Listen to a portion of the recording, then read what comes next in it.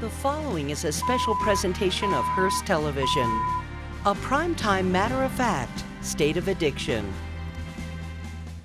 Hello, and thank you for joining us for a special television event. I'm Jerry Gish. Tonight, a live national conversation about the #1 health crisis in America right now, the opioid epidemic. All year, we've reported on the state of addiction in the Susquehanna Valley, the lives lost, the families devastated, and everyone wondering, can we get ahead of this problem? Tonight, we're looking for solutions and what it'll take to stem the tide of addiction.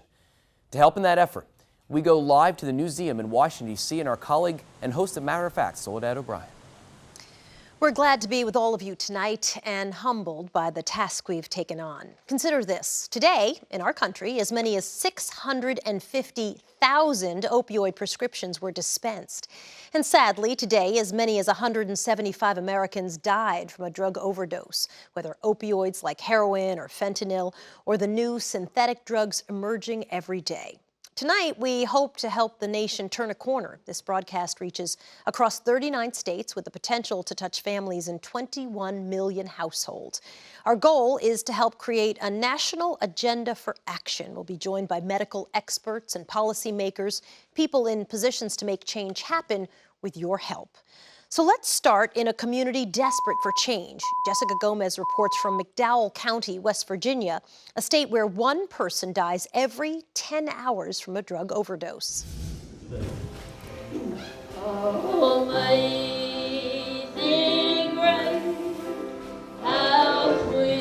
On a Sunday morning, this is where you'll find Pastor Martin West. We need to know what the Word of God says. Delivering a sermon to his rural McDowell County church. And for have they come to yet, or are they still out? During the week, he's Sheriff Martin West. Because of the number of people that's dying, you know, it's a lot of pressure. McDowell County. It was once called the billion-dollar coal field. The streets were constantly lined with people. Had 3 theaters here. We had 3 hospitals here. That was then. Most of the coal mining jobs left, and so did the people. A lot of people that stayed, and you know, they tried to make it, and things just kept getting worse and worse. The drug problem started escalating. The jobs that were left, injury-prone mining and manual labor, coupled with the emergence of powerful prescription pain medication. It created the perfect storm of addiction. The worst part of it is watching them daily. Their life just drained from them. Yvonne Church's son was prescribed the painkiller OxyContin after nearly cutting off his thumb in a construction accident. He was hooked. One November morning, she found him on her doorstep. She had tried everything. When I found my son, there was a smile on his face. And it hurt, because whatever this drug is that puts a smile on somebody's face when they're dying, what a hold it has on a person. Stephen Kissinger, an addict in recovery, knows that hold she's talking about. It becomes #1 in your life. You can't get out of bed the next morning unless you got one. You can't get up and go fix a cup of coffee if you ain't got one. It consumes your whole life. Nothing else matters. So since the last time you were here, Kissinger waited 3 months to get into Southern Highlands, one of only a couple of outpatient treatment centers in the county. There are funeral homes here, but no long-term rehabilitation facilities. Kissinger's brothers didn't make it. He's now worried about his kids. It's a way of life for some of these children, that they see that their brother is an addict or their mom is an addict. So many children are removed from the homes and placed into foster care or for adoption. When you sign in, you have to have your identification. At Linda McKinney's food bank, she often sees grandparents raising grandchildren, their own children addicted, in jail, or dead. In the poorest county in the state, now nearly 50% of children don't live with a biological parent. I just said, what's going on here? Where are these babies going to go? Who has the answer? A community in crisis. Sheriff West finally had enough. It's a McDowell County problem. The case should be tried in McDowell County. With help from law firms in Charleston, Sheriff West spearheaded the county's lawsuit against 3 of the largest prescription drug distributors, claiming profit and greed motivated them to ignore laws requiring them to report suspicious orders. This while flooding county pharmacies with millions of pills, well in excess of what would ever legitimately be needed. The little guy's not just going to back down. It's a little county. Not a lot of people there, but they're not just going to roll over and be a victim of these entities any longer. Oh, okay. Well, thank you for sharing that information with me. Meantime, the state of West Virginia, which created a 24-hour hotline connecting addicts to the closest treatment options, is taking proposals on where to spend dollars it won from a similar lawsuit. I've buried 3 out of 1 family.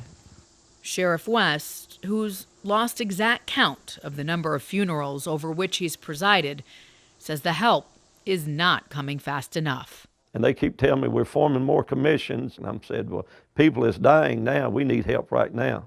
Lord, it just wants to praise you. Prayer. Sometimes it feels like his only option, and publicly calling out state lawmakers he says have failed his county. When we were the billion-dollar coal fields, everyone stopped by for a handout. Now that we're in desperate need, we're being left out because no one in Charleston cares. God forgive the state of West Virginia, and God save the county of McDowell. Sheriff Martin West. In McDowell County, for Matter of Fact, I'm Jessica Gomez. Thank you, Jess. We invited the pharmaceutical distributors named in the lawsuits to participate in our show, but they declined. We did receive statements from some saying in general they believe the lawsuits are misguided because they're not the ones actually prescribing the drugs. Many people across the country are grieving the loss of a loved one and struggling with the stigma often associated with these deaths. So tonight, we're asking you to help us build a virtual wall of remembrance on social media. Use our hashtag, it's State of Addiction. Share a picture, a video, a story, a tribute to someone you want to remember for their life, not their struggle. And we hope if you have a story of hope, you'll post that as well. There's something really wrong with my beautiful 21-year-old son dying. What does it take to loosen the grip of these drugs on our children? And a reality-based discussion, how to get help for those who need it. It was a matter of months. I lost literally everything: house, car, kids, self-respect. And we talked to a woman who's just starting to put her life together and getting back on her feet as she recovers from addiction.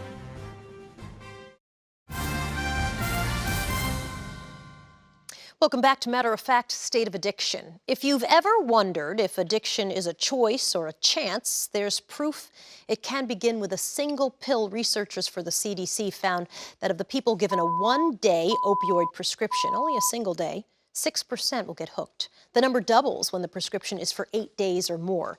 A 30-day prescription pushes the risk even higher, with 30% of patients likely becoming addicted. So how do you effectively treat people once they're dependent? It's a question that will haunt one mother forever. What sports did he play? Snowboarding and skateboarding. He really liked push himself. Yeah, he liked the extreme. Chris Yoder's love of extreme sports would be his downfall. He tore his meniscus snowboarding at age 15, which led to a series of knee surgeries and a battle with depression. Each time he was given opioids to kill the pain. A year later, his mother discovered he'd begun to use heroin. How many times was Chris in and out of rehab? At least 6 times. Desperate, his mother, Dee Dee Yoder, finally found something that seemed to work better than the expensive rehabilitation programs, a treatment that could break Chris free from his addiction. So he was on Vivitrol in 2016, you said? Yes, the beginning of March. March of 2016. Yeah. How long did he use Vivitrol successfully? For a year. For a full year, medication kept the now 21-year-old off of heroin. For the first time in 5 years, the medication he was taking, Vivitrol, repressed his craving for drugs. They sit on the medicine shelves collecting dust. We are unable to get them to the patient. Dr. Stephen Ross is the director of addiction psychiatry at Bellevue Hospital in New York. Suboxone comes in a film version that goes on your tongue. It's frustrating because there's a lot of good treatments, but the vast majority of people never get them. The Surgeon General estimates that only 1 in 10 substance abusers are getting any treatment at all, and just 1 in 4 of those are getting these life-saving medications. You had psychologists, psychiatrists, rehab specialists in 6 different places. Did at any time any of them say, you know, there's evidence that taking drugs will help in kicking this addiction? Well, actually, the doctor at his last rehab was the one that said, you know, we should get him on Vivitrol. Dr. Yasmin Hurd is director of the Center for Addictive Disorders at Mount Sinai Medical Center and studies how drugs affect the brain. Heroin abuse is a whole brain disorder. There are specific circuits that are more impaired, but it's a whole brain disorder. The opioid treatments, they interact with opioid receptors, so the person doesn't crave and need the heroin or other addictive drugs. An estimated 40% of those on medication-assisted therapies will still relapse, but the rate of relapse in programs without drug therapy reaches as high as 90%. Abstinence, 12-step programs, I mean, I think AA works for a lot of people, but for a teenager, they just don't get it, you know, they're just not there. A year into his Vivitrol treatment, Chris moved to Florida for a new job and a fresh start. There, he found few doctors certified to administer the drug, and just one on his insurance. Chris missed his monthly shot. So what happens if you don't get your shot of Vivitrol in a month? Someone's on Vivitrol, they miss their shot, the breathing part of their brain has become sensitive to opiates again, they relapse, their memory was to use however many bags, and then they die. This gut-wrenching, too soon death of Chris Yoder. 20 days after missing his monthly dose, Chris relapsed and died of an apparent overdose. I've tried so many other things, like the normal route of doctors, hospitals, therapies, therapists, rehabs, and none of them seem to be the right route. There's something really wrong with my beautiful 21-year-old son dying. The responsibility of confronting the opioid epidemic falls in part on local health commissioners. And Dr. Lena Wen is the health commissioner for the City of Baltimore, an emergency room physician. Dr. Wen issued a blanket prescription for naloxone, the opioid antidote, to all residents of Baltimore. Nice to have you with us. Thank you for joining me. Why? Why a prescription for everyone for naloxone or Narcan? I'm an emergency physician, and I've seen how someone who is overdosing and about to die will be walking and talking within seconds of getting Narcan. And it should not just be first responders who can save a life. In Baltimore, I issued this blanket prescription to 620,000 people. We've done over 25,000 trainings in 2 years, and as a result, everyday residents have saved the lives of over 1,200 of their fellow residents. So that is reviving, but it's not really treatment. Are you approaching it from the wrong end, at the end of the spectrum, if you will? We treat addiction the same way that we treat any other disease. For example, heart disease. It's important for us to focus on long-term treatment, and ideally we prevent someone from having heart disease in the first place. But if someone is dying from a heart attack right now, it's our job to save their lives right now. And if we don't give people naloxone to save their life today, there's no chance for a better tomorrow. President Trump declared the opioid crisis a national emergency, but he actually hasn't signed the paperwork that would go to Congress that would release the funds. What would those funds do for you? How would that help? So a federal declaration of emergency means resources, and we desperately need them. We're out of money for naloxone. We're having to ration this life-saving medication, and I have to decide every day who gets it and who does not. And we desperately need money for treatment as well. Across the country, only 1 in 10 people with the disease of addiction can get the help that they need. And in the ER, I have to tell patients to wait weeks or months to get the treatment that they desperately need. Are you seeing any positive trend? I mean, 1 in 10, that's an insane number when you consider that we've been thinking about this crisis for 20 years.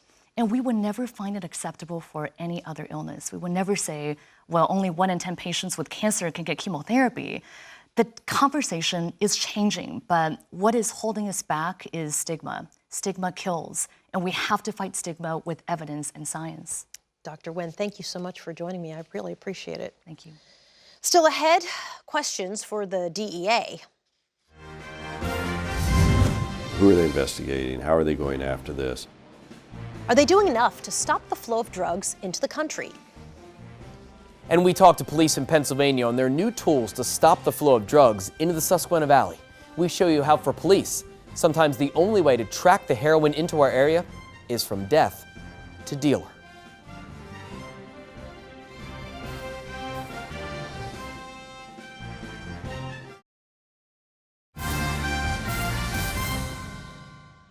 We're talking about solutions and guidelines in the medical community necessary to combat America's opioid addiction. We're going to pick up that conversation in just a moment. But first, I want to give a thanks to everyone who's helping us build our wall of remembrance online using the hashtag #StateOfAddiction. Tanya Bryant shares this with us. Willard Bryant Jr., you were the best little brother to Tonka and me, and son to our parents. We miss you. And Molly Carroll sent us this message. Erica Long was a beautiful, hilarious, intelligent young woman. Our family was robbed, and heroin was the thief. Thank you for sharing those. We want you to honor your loved ones or share a story of hope on Twitter, on Facebook, on Instagram. Just use the hashtag #StateOfAddiction. So did health officials fail to recognize the scope of opioid addiction before it became an epidemic? We continue our conversation. Joined now by Dr. Kelly Clark. She's a president of the American Society of Addiction Medicine.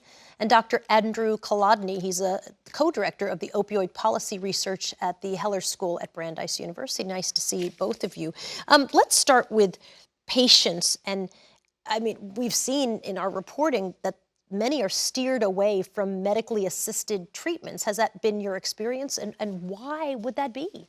Yes, actually, most of the facilities in the country that are treating substance use disorders, and specifically opioid addiction, don't offer medication, maintenance medication, while their patients are inpatients, and often they don't allow it. Some of this is based on stigma, some is based on just their historical needs, but we're just continuing to do the things that don't work in this country instead of the things that do work. The $64,000 question for me, Dr. Kolodny, always seems to be, how did health professionals miss this epidemic that was sort of blossoming right underneath them? Yesterday I was in the ER with a friend who was in a cab accident, and so many times she was offered opioids, even though when they'd ask her about her pain, she'd say, yeah, it's a 5 on a scale of 1 to 10, 10 being the worst, almost aggressively. And it made me think maybe that explains why we are where we are. That's absolutely right. The reason that the United States is experiencing a severe epidemic of opioid addiction is because the medical community has been over-prescribing opioid pain medicine. And as the pain medicine prescribing went up, it led to parallel increases in addiction and overdose deaths. So this is an epidemic caused by the medical community writing too many opioid prescriptions. And did the medical community just not realize what was happening, or who's ultimately at fault there? The reason we started to overprescribe is that we were responding to a brilliant, multifaceted campaign launched by the manufacturers of opioid pain medicines. So doctors beginning in the 90s through the 2000s, we were hearing from just about every direction that if you're a compassionate, caring doctor, you'll understand that opioids are the right way to treat just about any complaint of pain. And we were told that the risk of addiction was very low. And of course, that wasn't true. What works in prevention? I mean, one would think those scared straight kind of ads for kids would be effective. Are they? Actually, they're not. We continue to do what doesn't work. So the scared straight, the educational programs where drugs will kill you, please don't do drugs, sending someone into the school to talk to them about the dangers. None of that works? No, actually, that increases the chance that kids use drugs. Wow. Similarly, going through a detox and a rehabilitation when people aren't leaving on maintenance medication actually increases the chance that they die than if they hadn't gone through those programs. We're doing what we know doesn't work instead of what we know does work. And the things that do work, there are community-based resiliency skill training. We have a whole plethora. We have a number of things we know work for prevention. We're not doing those. And we know that the medications are the most effective treatments, ongoing medication treatment for opioid addiction. And unfortunately, we still have too many treatment providers that don't even allow that treatment. It's interesting feedback you get sometimes from people of color who will say to me, yeah, suddenly people are really compassionate in thinking about how to deal with this problem. It's an epidemic, when the bulk of the people who are victims are white, and that compassion wasn't there when you were talking about the crack epidemic or even the earlier heroin epidemic. Is that true? It is true. During our last addiction epidemics, the heroin epidemic of the 1970s, the crack cocaine epidemic of the 1980s, what we got from policymakers was a message that we could potentially arrest our way out of this problem. We got a war on drugs, which contributed to mass incarceration. Today, what we're hearing from policymakers, even conservative Republican politicians, when they talk about this problem, they often begin by saying we can't arrest our way out of it. We didn't hear that back then. It's good that we're hearing it now. It's too bad we didn't hear it previously. Dr. Kolodny, Dr. Clark, thank you so much for joining me. Thank you. Still ahead, he lost his son to a drug overdose. We'll meet a federal prosecutor who has a personal perspective on the challenges of taking down dealers. Plus, a program that gives prisoners suffering from addiction a chance to start clean once they're out. How one York County man says it's giving him hope as he tries to restart his life.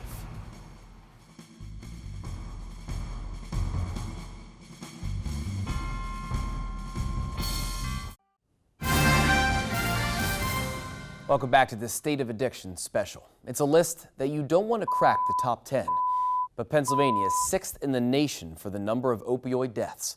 These are the numbers so far this year of drug overdose deaths in each county. When we talk to law enforcement, they say the total number of deaths this year will surpass last year. And so far this year, 354 people have died in the Susquehanna Valley. Governor Tom Wolf and his administration have made fighting the opioid epidemic a top priority.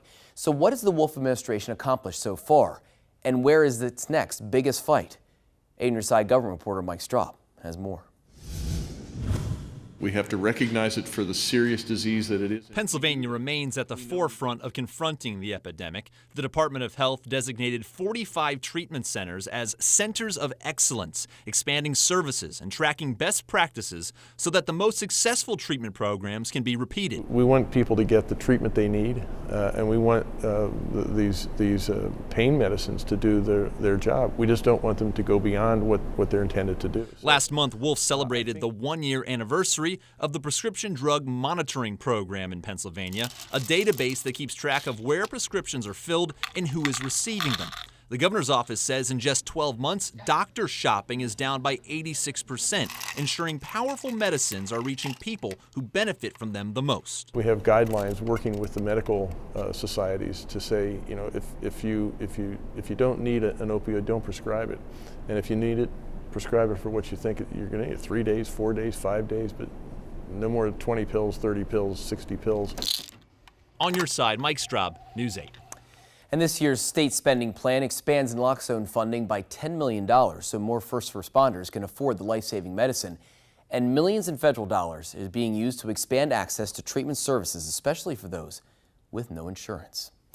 State police have called the amount of heroin coming into the Susquehanna Valley staggering. And they tell us the size of shipments they intercept just keep growing. In News 8 Chronicle, Caitlin Smith tracked how that heroin that killed a 22-year-old man in York County got into his hands. She recaps what we learned during her investigation. Randy Crone's drug addiction started like many others with an injury and prescription for opioids. It ended like so many as well. He died of a heroin overdose. I didn't switch the flowers around yet. Randy's family spent what would have been his 23rd birthday in court. That's because police were able to track down the person who they say sold him the drugs. Angel Alacio was convicted. But where did he get the drugs? You're always going after the bigger guy. Law enforcement from across the country and Canada met in Philadelphia to talk about how to track heroin and stop it.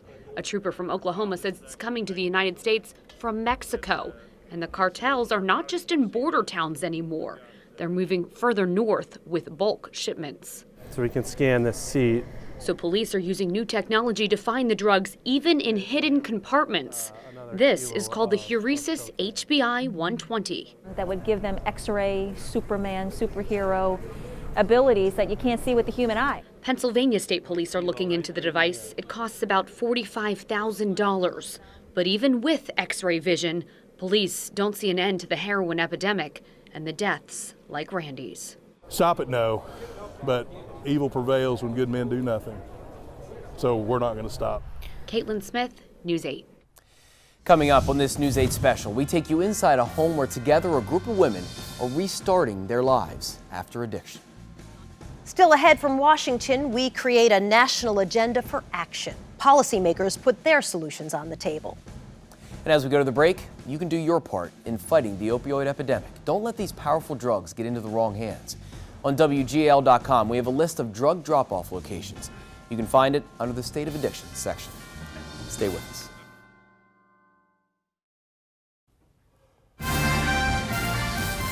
Welcome back to this State of Addiction special. In April, WGAL held a town hall meeting to discuss the opioid epidemic in our community. And what we learned is that while it's a tough road for people suffering from addiction, recovery is possible. So News 8 wanted to see what it's like for those going through the process. I visited the Gatehouse Recovery Facility in Lancaster to find out. I didn't realize how powerless I was over these drugs. Abby Helmick started using opioids after a car accident 6 years ago. It eventually led to heroin and an addiction that destroyed her life. And it was a matter of months. I lost literally everything: house, car, kids, self-respect. It took several stints in rehab, but she's now clean and finishing up a key part of taking back her life. She's living in transitional housing provided by the Gatehouse, a Lancaster County rehab program. I celebrated 18 months. And when I look at this, I never thought I'd be one of those people that celebrated that amount of clean time. Abby is now house manager here, where women who have completed rehab stay as they prepare to live again on their own. There are curfews and random drug testing. Everyone is required to work and pay rent and attend support groups. Research has shown that the longer a newly recovering person remains engaged in treatment and in a supportive, structured, recovery-oriented environment, the better their chances are at long-term sobriety. For many, it becomes like a family. We all cook together. We go swimming. We've gone to Mount Gretna. We've done some really fun things. We all love and support each other. I'm calling about the property. I think it's 145. Is it East Clay Street? Abby is now getting ready to move out into an apartment of her own, a mentor and inspiration to others here. The new women that are coming into the house can see, wow, Abby did that. I can do it too. Kicking opioid addiction by taking recovery one step at a time.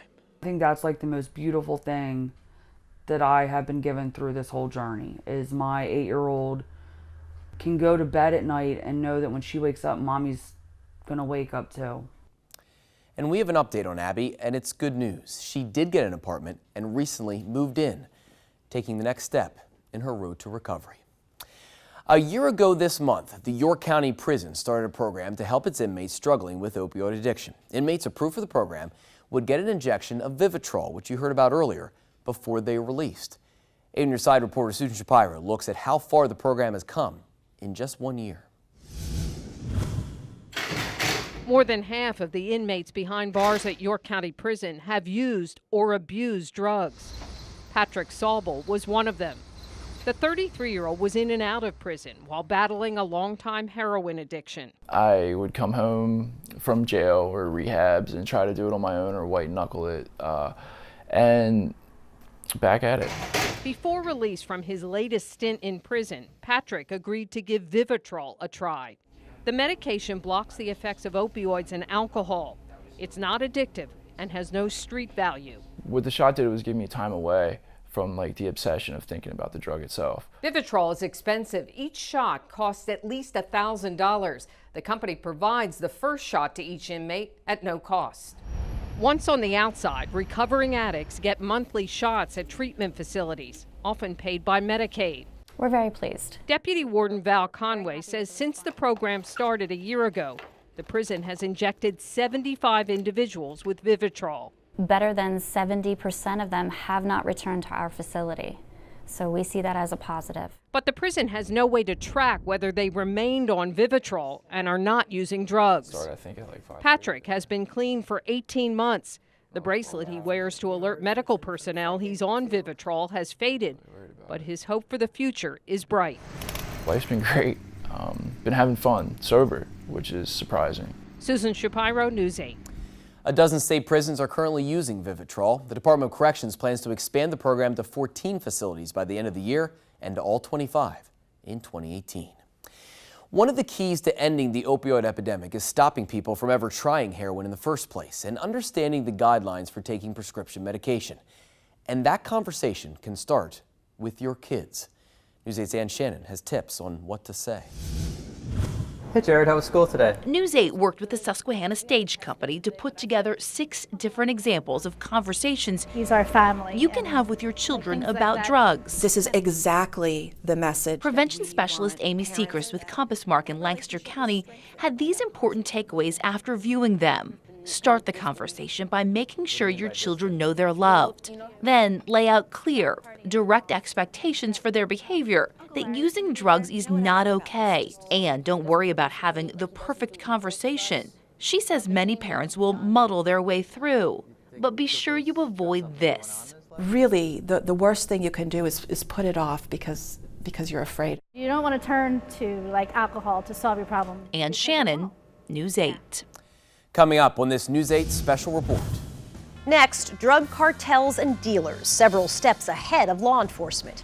Our labs are seeing 2 or 3 new substances a month. Can we get ahead of the bad guys?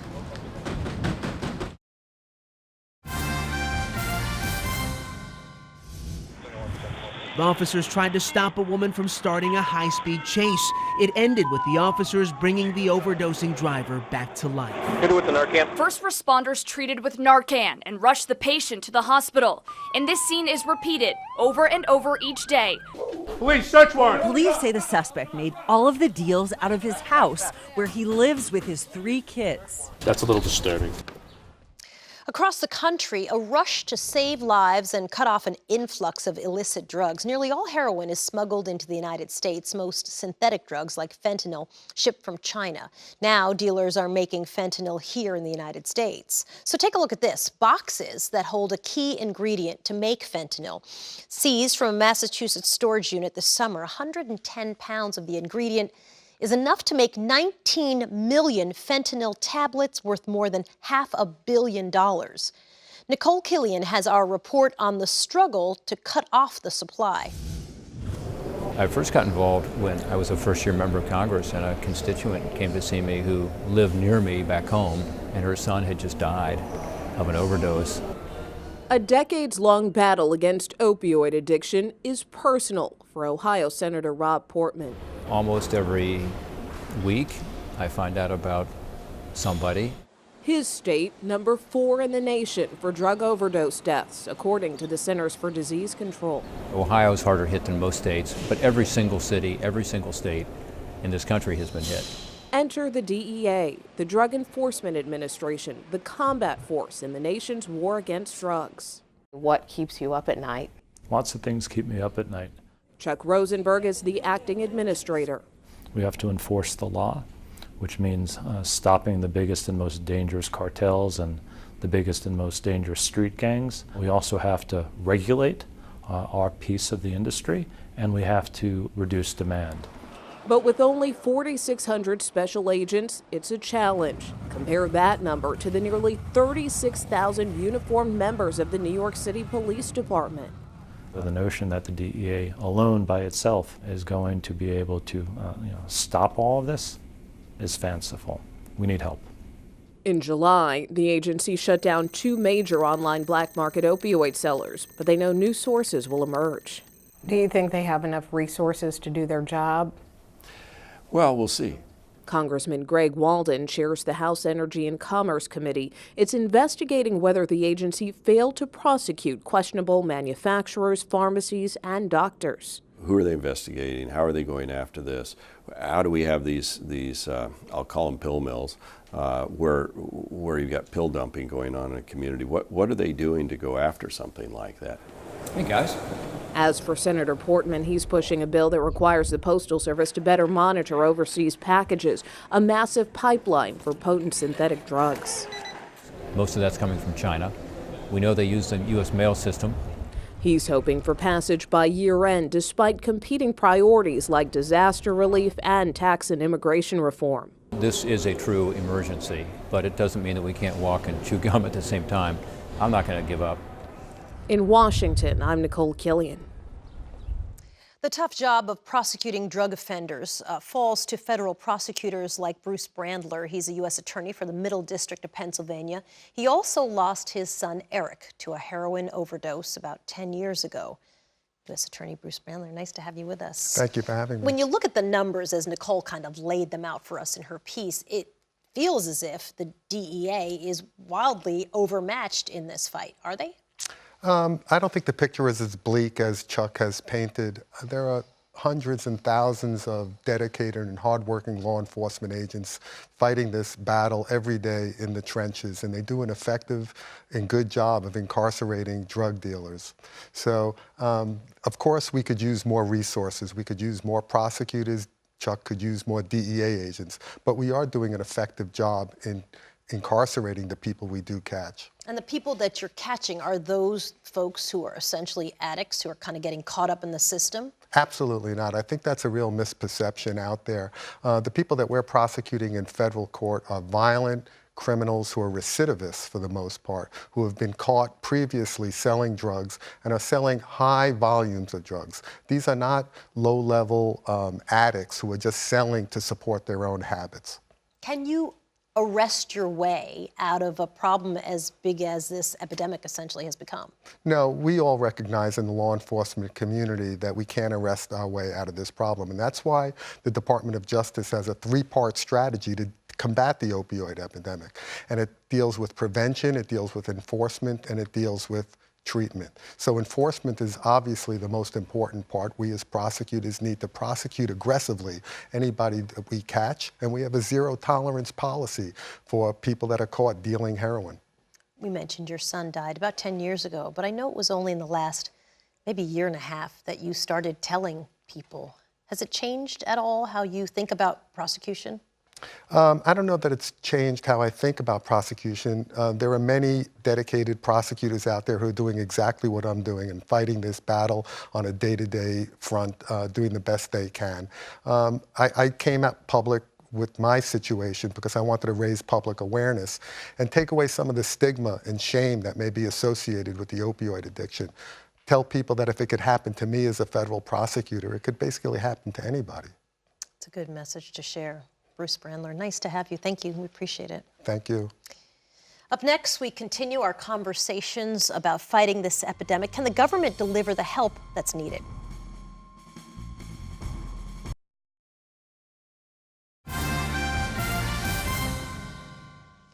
We're talking about ways to respond to America's opioid crisis. We're going to pick up that conversation in just a moment. But first, I want to thank everybody who's helping us build our online wall of remembrance using the hashtag State of Addiction.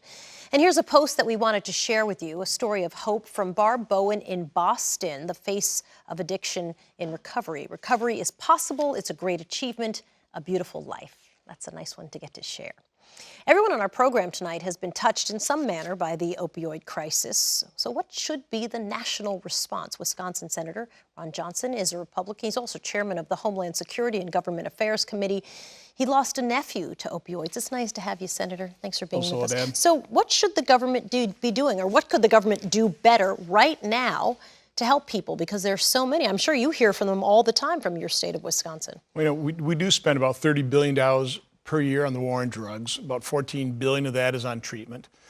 From my standpoint, there are three legs to the solution stool. You have supply and addiction, you have treatment, and you have reduction of demand. It'd be far better if we could reduce demand, if we could do as we've done, for example, with tobacco, where we really have dramatically reduced the demand for tobacco products. We need to do the exact same thing with drugs, but that'll take multi-years, probably multi-decades, public relations, education campaign, just a cultural shift. There's nothing glamorous about getting addicted to drugs and dying in squalor and destroying your family's life, your parents, your siblings, your grandparents' life. There's nothing good about that. We need to drum that into our young people's the president has not signed. He said he wanted to call it a state of emergency, the opioid crisis, but he actually has to sign and then send off to Congress that declaration. But do you think there's any indication that he won't? Do you expect that he will? Soledad, it is a state of emergency. You don't have to have a president sign that. It releases funds, though, realistically, right? We do spend plenty of money. We need to spend it smarter. And we've got to focus on what actually does work. You had earlier guests on talking about what works and what doesn't work. Let's do more and more research. Let's find out what does work. In business, that's exactly the approach you use. What is the best practice? And you keep pushing the envelope. You keep, trying to find better and better treatments, better and better messages to reduce the demand. Do you think insurance companies could do more? Often you'll hear from people who are just overwhelmed by the fact that they can't get their kid in rehab any kind of insurance coverage, or insurance only covers certain things, and so that sort of blocks their ability to have flexibility in treatments even. I think insurance companies really, again, they're money-making organizations. I think they could actually push the best practices. Help the research, fund it. And then it would save them money, but it also, I think, do far better for the American public if we actually had treatments that worked. It's really true. What do you tell to not just your constituents, but people in general? I mean, it's heartbreaking when you see on this wall of remembrance just so many people, and the victims are so young across the board. Oftentimes we have middle school and high school students come visit us in our Senate office, or I go to those schools. Ever since I've gotten involved in this, ever since I've talked to parents who've lost their beautiful sons and daughters, there's never a group of children that I don't talk to. And always, number of messages, but I always say, don't do drugs. Now, a lot of times you get snickers, and I tell them about my nephew, I tell them about these parents whose lives have been ruined. I say, if you care anything about your parents, or your brothers and sisters, or your grandparents, if you don't care about your own life, think about them, because you will ruin theirs by taking drugs. So just don't do drugs. Very difficult conversation. Senator Ron Johnson, nice to have you with us tonight. Appreciate it. Thanks for doing this. And thanks to all of you who joined us this evening to help us create a national agenda to combat the opioid crisis. As we close, we want to take some time to remember some members of our own Hearst Television family who have lost loved ones to the opioid epidemic. We recognize the loss so many of you have at home and that you face because we have experienced it ourselves. Our colleagues and really their openness and their courage throughout this crisis have served as an inspiration for our efforts tonight. And we'd like you to know that our thoughts are with them and with all of you. From the Newseum in Washington, D.C., I'm Soledad O'Brien. Again, thank you for joining us for this State of Addiction special. I'm Jerry Gish. Good night.